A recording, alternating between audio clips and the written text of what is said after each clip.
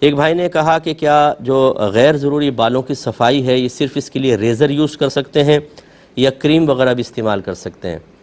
دیکھیں دونوں چیزیں کر سکتے ہیں، مردوں کے لیے بھی دونوں اجازت ہے، عورتوں کے لیے بھی ہر چیز کی اجازت ہے۔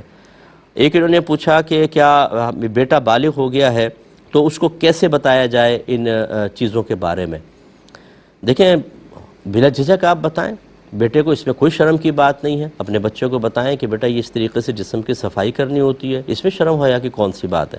یا پھر کوئی آپ کے اگر کوئی مذہبی کوئی آدمی ہیں قریب تو ان کے ذریعے یا کوئی تحریر لے کر ان کو دے دیں۔